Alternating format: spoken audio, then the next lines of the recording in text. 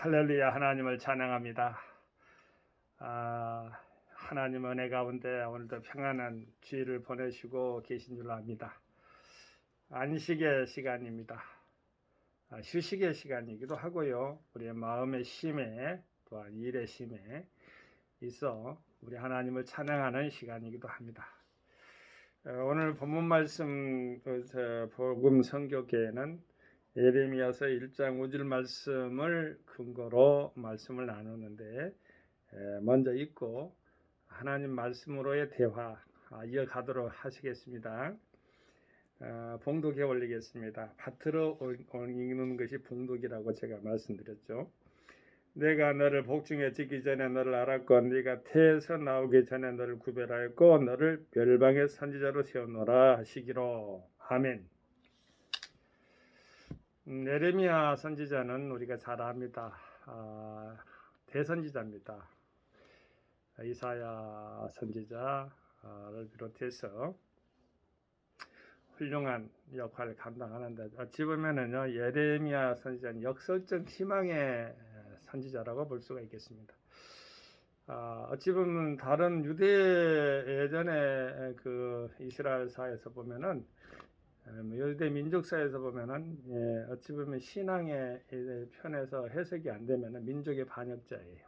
선지자라고 하지만 자기 나라 고국이 즉 바빌론에게 망해라, 70년 동안 거기서 포로 생활해라, 이게 에레미야가 받아서 말씀을 전해야 될 선지자의 사명이에요.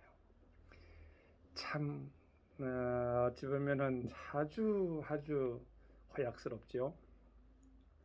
더 이상 말씀하면은 에레미야에 대한 것이 또 이렇게 희석될 수가 있으니까 에레미야 선지자의 훌륭한 점은 우리가 잘 알다시피 하나님 아버지가 세웠다는 겁니다. 에레미야 선지자는 하나님 아버지 말씀을 담지하면서 하나님 말씀을 이어서 세대별로 전하는 건데 열방의 선지자로 세웠다는 것입니다. 하나의 국가적인, 하나의 지역적인 그러한 선지자가 아니라 사방, 팔방, 열방 이렇게 하잖아요. 세계 각국에서 복음을 전파하는 그러한 것을 생각해 볼 수가 있는데, 자, 선지자로 세운 에레미야를 집중적으로 조명해 볼까 합니다. 에레미야 선지자가 들어가기 전에 어떤 세미나에 그런 신문에 나오는 것을 기사를 제가 읽어본 일이 있는데, 디아스포라에 대해서, 디아스포라의 선교죠. 디아스포라의 선교에 대해서 인물을 중심으로 이렇게 뽑아놓은 것이 있더라고요. 참 제가 좀 이렇게 내용이 다 와닿아서 내가 한번 제가 말씀드리고 이 본문에 들어갈게요. 아브라함을 가나안의 선지자, 선교사다라고 이렇게 표현한 것은 제가 청신대 선교대학원에 다닐 때에 한정국 선교사님이 그렇게 표현했어요.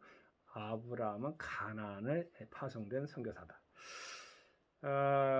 이민 1세대로 볼 수가 있어요. 원래 아브라함의 고향이 우르잖아요. 우르는 이란 쪽이에요. 하라는 터키 밑에 있는 이라크 북쪽이고, 거기서 또 가나안은 좀 남쪽으로 좀 이게 어찌 보면은 남쪽이라 해야 되나요? 이렇게 아래로 좀 내려오죠. 그렇게 해서 이제 가나안이 이스라엘 나라가 그쪽에 이제 정착이 돼. 나중에는 블레셋 몰아내고 또 이스라엘 나라. 어쨌든 이스라엘 사회 보면은 아브라함이 걸어가는 그 길이 곧 이민 1세대의 선교사 사역을 감당했다. 이렇게 그분이 말씀했어요. 할렐루야 김상봉 목사님이 그렇게 말씀하신 걸 제가 기억합니다. 그리고 또 이제 모세가 있는데, 모세가 들어가기 전에 요셉이 있죠. 요셉은요, 아브라함의 증손자예요. 아브라함이 이삭을 낳죠. 이삭이 야곱을 낳고 야곱이 또 요셉을 낳았잖아요. 총리였어요. 요셉은 많이 배웠을까요? 많이 안 배웠다고 봅니다. 왜냐하면 17세에 목동 생활했어요. 보면은 아비가 이렇게 아버지 야곱이 심부름 하라고, 심부름 가가지고 또 그렇게 인신매매, 가족 형제 가운데 형제들 사이에서 그렇게 인심해서 노예로 팔아서 대상에 팔려가지고 에집트로 그 보디발의 그러니까 아무튼 왕궁에서 수문장했던 그런 아주 고위직에 있는 그런 집으로 또 이렇게 가서 거기 가가지고 또 이제 또 아내한테 보디발의 아내에게 또 아담하고 멋있었던가 봐요, 요셉이요. 그래서 요셉은 37장부터 시작해서 38장은 유다에 관계된 거지만은 50장에 걸쳐서 형성되어 있잖아요. 그런 이야기들을 이렇게 보면서 요셉은 그러면은 어떠한 것인가? 아브라함의 증손자인데 아브라함의 증손자이면 요셉은 국무총리로서의 역할을 또한 했어요. 그러니까 아브라함 때부터 4대 이렇게 이루었는데 그 이후에 후때 훌쩍 넘어가 가지고 모세 시대에는 모세는 또 왕궁이 에집트로 가가지고 에집트에 있어가지고 그 이방 나라의 선교사 역할, 왕궁에서 학문적인 것을 배웠어요 이분은요. 그래서 역할을 했고 이 다니엘 같은 선교사도 선지자도 있죠. 다니엘 선지자는 예루살렘을 향해서 3번이나 문을 열어놓고 기도를 합니다. 그 정도로 아주 철저하게 고향을 그리하면서 그렇게 총리까지 했죠. 그리고 이제 또 우리가 잘 아는 사도 바울은 유학자적인 그런 디아스포라로 이렇게 표현되고 있고 우리가 이제 사도 바울에 대한 것은 너무나 잘 아니까 선교사자 선교사 목사입니다. 전 유럽을 향해서 기도를 품고 또한 전 세계를 향해서 그게 축소판이니까 그렇게 하나님의 나라가 확장되기를 서번화까지 가면서 확장을 꿈꿨던 그때 당시에는 말 타고 이렇게 다녔다 하는데 걸어서요 얼마나 이렇게 힘든 여정이었습니까? 그래도 사도 바울은 감당을 했습니다. 사도 바울의 일대기 보면요 참 물론 다메섹 도상에서 하나님 아버지 강한 그런 체험을 합니다만은 빛의 체험을 하지요. 지나가는데 그때도요 유대인들 잡아가지고 유대 지도자들 잡아가지고 죽이려고 하는 거예요. 죽이려고. 어찌 보면 살인 교사범이요. 만나면 잡아 죽이는 거야. 그때 이제 다메섹 도상에서 하나님의 즉 예수님의 빛이 많이 나타나서 하나님 음성이 들렸죠. 바울아 바울아. 바울은 원래는요 사울아 사울아 그렇게. 근데 사울아 사울하는데요. 그 사울이 누구예요? 바로 이제 사울은 큰 자고 바울은 작다는 겸손한 이름을 바꿔줬는데 아무튼 사도 바울의 그 듣는 음성은 주 하나님의 음성이에요. 그거는 바꿀 수가 없어요. 왜냐하면 귀신이 쫓겨나가고 하나님의 일을 예수 그리스도 이름의 영광을 드러나는 것으로 이미도 드러났기 때문에 사도 바울의 여정은 그때부터 시작해가지고 감옥에도 갇히고 또 돌멩이로 동족들에게 돌멩이로 묻고 40의 가만매를 5번이나 맞고 말이죠. 4번, 5번. 그 보통 그런 게 아니에요. 큰 게 아니에요. 그렇게 하면서도 복음을 전하고 돌멩이 맞았는데 죽었다 이렇게 해서 아주 죽어서 던져버렸어요. 그냥 죽었다 했는데 벌떡 일어나고 또 좀 있다가 벌떡 일어나고 살아갖고 복음을 전하고 말이죠. 결국에는 자기의 소망하는 대로 로마에 가서 복음을 전하다가 순교했죠. 그 외에도 예수님의 제자들도 다 그랬고요. 또 그런데 이제 여기서 이제 중요한 부분은 예수님인데요. 우리 주 예수님은 디아스포라가 아닐까? 디아스포라로 되어 있는 것이 왜냐하면 천국 본향이 고향이잖아요. 이 땅에 사람이 몸을 입고 이렇게 내려와서 전 세계 온누리의 구세주로서 복음을 전파했습니다마는 그 디아스포라만 맞습니다. 디아스포라 선교사로서의 예수님 역할. 성경은 바로 선교자적인 책이다. 피터 그라스 학자가 나는 이름을 어떤 명확한 것도 있겠지만은 자주 드러나지 않습니다. 근데 어찌됐든 여러분들이 또 찾아보시고요. 그분만 말했겠어요. 근데 그분도 그렇게 이야기 이 성경책을 선교사적인 책이다. 맞습니다. 온 세상에 하나님의 복음을 전파하려는 그 선교사적인 책이 맞겠죠. 여호와의 말씀이 예레미야서 1장 4절에 보면 내게 임한다는 거 체험에 하나님 말씀이 예레미야 임한. 이 예레미야는 바로 여기서 보면 뒤에 보면요, 나는 아이라 말할 줄을 못하는 나는 스푸도이사 이렇게 말하면서요, 하나님 아버지가 임했는데 어마어마한 중차대한 그러한, 그러니까 아까 소두에 말씀했잖아요. 나중에 보면 여기 보면 어디 시대냐면 아몬의 아들 유다 왕 요시야의 다스린 지 13년에 여호와의 말씀 예레미야에게 임했던 요시야 시대인데, 요시야 그 위에 보면 바로 엘리야김 뭐 이렇게 나오고요. 또 보세요. 요시야 아들 유다 왕 여호야김 시대부터 요시야의 아들 유다 왕 시드기야의 제 11년 말까지 임하니라. 이해 5월에 예루살렘에 예루살렘이 사로잡힌이라 이렇게 나왔는데요. 시드기야 때 이제 남유다가 망하잖아요. 그래서 이 완전히 이제 역사에 북이스라엘은 아수리에 망하고, 아수리의 수도가 니느웨잖아요. 요나가 그것을 발동했고, 그리고 이게 남유다는 바로 이게 바로 시드기야 시대에 망하는데, 왕 시대에 망하는데, 뭐 예레미야가 말할 때 가서 항복을 해라. 70년 동안 바벨론의 포로가 돼가지고 거기서 훈련을 받아서 재충전해야 하나님의 섭니다. 참 고약스럽죠. 대한민국을 예를 들고 하지 말고 A라고 하는 나라를 예를 듭시다. 가서 어느 나라 속국이 돼가지고 70년 동안 노예생활, 우리가 30년의 일제시대에 얼마나 혹독했습니까?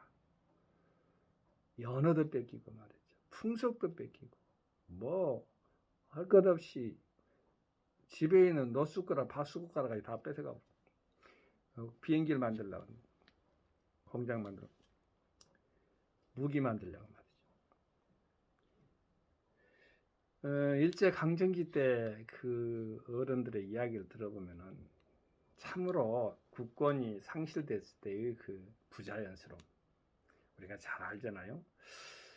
그것을 하라고 예레미야 선지자는 유대 지도자들에게, 유대 백성들에게 선언해야 되는 선지자적인 사명이니, 선언해야만 되는, 선지자는 하나님 말씀만 그대로 전해야 되거든요.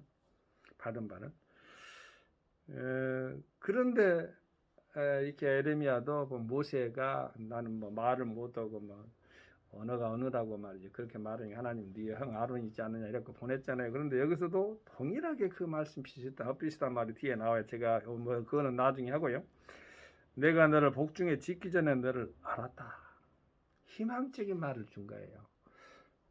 네가 아이라고 하면서 뭐랄까 말씀 전하지 못한다고 이렇게 여러 가지로 이렇게 변명 아닌 핑계를 대는데, 너는 아이라고 하지 마라. 내가 너를 언제부터 알았어요? 복중에 짓기 전에 너를 알았다.